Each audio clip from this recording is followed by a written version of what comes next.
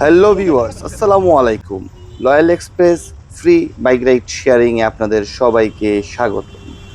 সবচেয়ে আনন্দের বিষয় হচ্ছে এবারের রমজানে প্রচণ্ড যেই তাপপ্রবাহ আমরা পাই প্রতি বছর, মানে গত বছরগুলিতে যেই তাপমাত্রা পেয়েছি সেই বছরের তুলনায় এবারের রমজানে আমরা অনেকটাই আরামদায়ক অবস্থানে আছি, যার জন্য এবারের রোজা রাখায় আমাদের তেমন ক্লান্তি বোধ হচ্ছে না এবং রাস্তাঘাটে চলাফেরা করতেও তেমন সমস্যা হচ্ছে না, কারণ রৌদ্রের তাপটা এখন পর্যন্ত সহনশীল অবস্থায় আছে। তো ভিউয়ার্স, 15 রোজা বা 20 রোজা পর্যন্ত হয়তো বা আমরা এরকমই পাবো, আর এটাই এবারের রমজানের ফজিলত। তো আজকে চলে যাচ্ছি গাজীপুরে, যাওয়ার পথে দেখা যাক আজকে কাকে পাই তার গন্তব্যে পৌঁছায় দেওয়ার জন্য। তো নিঃসন্দেহে আমি একজন অতি বয়স্ক মানুষকে মনে মনে চাচ্ছি, যার জন্য আসলেই ব্যাপারটা হেল্পফুল হবে এবং এনজয়ফুল হবে। তো বাকিটা আল্লাহ তালার ইচ্ছা, দেখা যাক আল্লাহ তালা কি করেন। আল্লাহ তালা আমাকে প্রতিদিনই এরকম কাউকে না কাউকে মিলিয়ে দেন। তো এখন পর্যন্ত আমি বাইক রাইড শেয়ার করতে গিয়ে কোনো ধরনের হেনস্থা বা বিপদগ্রস্ত হইনি, আর আল্লাহ তালার অশেষ রহমত যাতে কখনো না হই সেই জন্য আপনারা দোয়া করবেন। তো আমার এই ভিডিও যে থাম্বনেলটা মেক করছি, মানে যে থাম্বনেলটা তৈরি করছি, থাম্বনেলটা দেখে হয়তো বা আপনাদের কাছে এক ধরনের ধোঁয়াশা তৈরি হয়েছে যে ঘটনা কি, থাম্বনেলের মধ্যে পুলিশ দেখলাম, একটা মুরব্বি দেখলাম। তো ভিউয়ার্স, আসলে ঘটনাটা আপনারা ভিডিওটা পুরোটা দেখলেই বুঝতে পারবেন যে আমি যখন বনানী ক্রস করি, সিগন্যাল ক্রস করি, তখন দেখি ঠিক আমার কাঙ্ক্ষিত সেই মুরব্বি একজন দাঁড়ায় আছে, জেন্টেলম্যান। উনি মনে হয় ডিউটিস থেকে বের হয়েছে। তো উনাকে আমি প্রস্তাব করার পরে উনি যাচ্ছিলেন, আসলে উনি একটু ভীত সন্ত্রস্ত হয়ে গিয়ে পড়েছিলেন, এটা ওনাকে দেখে বোঝা যাচ্ছে। তাৎক্ষণিক আমার পেছনে যে সার্জেন্ট ইন্সপেক্টর ছিলেন, তো মুরব্বীকে আশ্বস্ত করার জন্য বা মুরব্বীর কাছে বিশ্বস্ত হওয়ার জন্য আমি সেই সার্জেন্টকে কল করি, এবং সার্জেন্ট আমার ডাকা মাত্রই চলে আসে এবং এসে আমার সাথে কুশল বিনিময় করে, হাত মিলায় এবং বিভিন্ন খোঁজ খবর নেয়।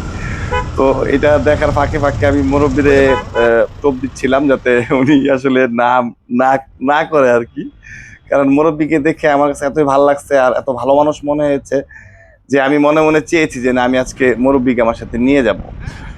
তো মুরব্বী প্রথমে যদি একটু ইন্টেনশনে ছিল, তারপরে যখন দেখছে যে না, পুলিশের সাথে আমার খুব ভালো কথাবার্তা হচ্ছে, অথবা পুলিশের সাথে আমার সম্পর্কটা অনেক ভালোই মনে হয়েছে, বা আমি একজন পরিচিত মানুষ বিদায় হয়তো বা একজন পুলিশের সাথে আমার ভালো সম্পর্ক আছে। তো এগুলি দেখার পরে মুরব্বী আমার বাইকে উঠে বসছে, আলহামদুলিল্লাহ। যাক, এখন আমার যেটা কাজ সেটা হলো মুরব্বী যে ভরসাটা কইরা আমার বাইকের পিছনে বসছে বা বিশ্বাস করে যেটা আমার বাইকের পিছনে বসছে, তো এখন আমার কাজ হইলো কি, যে বাবার বয়সী মুরব্বীকে নিরাপদে তার গন্তব্যে পৌঁছায় দেওয়া, এবং এর মাঝখানে মুরব্বীদের বাইকারদের সম্পর্কে যে একটা ভুল ধারণা আছে যে বাইকার মিনিংস খুব ভালো কিছু না, তো বাইকারদের সম্পর্কে যে ভুল ধারণাটা আছে মুরব্বীর বা এই ধরনের মানুষদের, সেই ধারণাটা বদলাই দেওয়া হয়েছে আমার এখনের কাজ। তো আমি একজন বাইকার হয়ে কখনোই চাবো না যে ওনার মতো একজন বয়োজ্যেষ্ঠ মানুষ যে বাইকারদের সম্পর্কে যে ভুল ধারণা, যা বাইকারদের আচার আচরণ বা ওনাদের বাইক রাইড নিয়ে যেই ভুল ধারণাগুলি আছে, ওইটার মধ্যে মুরব্বী সীমাবদ্ধ থাক, এটা আমি কখনোই চাই না। আমি চাই যে সব মানুষ একরকম না, খারাপের মাঝখানেও ভালো থাকে, অথবা ভালোর মাঝেও কিছু খারাপ থাকতে পারে। এই মূল তন্ত্রটা নিয়ে আমি মুরব্বীর সাথে কথা বলতেছিলাম। মুরব্বী আমাকে খুব মানে আদরের সহিত বলতেছিল যে আসলে আমি কিভাবে এটা শুরু করলাম, কি আসল বিষয়। তো মুরব্বীকে আমি ঘটনাচক্রে বললাম যে আমি একদিন খুব বিপদে পড়ছিলাম। হ্যাঁ, ঢাকাতে না, এটা হচ্ছে আপনার এই কি বলে এই নরসিংদীতে। তো তখন আমি বিপদ পড়ার পরে আমাকে ওইখানে একজন মুরব্বী হেল্প করছিল, উনি আমাকে প্রায় 25 kilo free bike ride share করছিল আমার সাথে, আমাকে উনি প্রায় 25 কিলো আগায় দিয়েছিলেন। তো সেই ঘটনাটা আমার অনেক মানে মনে পড়ে, আমার অনেক মিস করি আমি এই ঘটনাটা। তো ওই ঘটনাটা থেকে আমি উৎসাহিত হয়ে আসলে আমি এই কাজটা করছি। তো মুরব্বীকে নিয়ে চলে এসেছি মুরব্বীর গন্তব্যে। মুরব্বী এখন নামবে উত্তরা রাজলক্ষ্মীতে।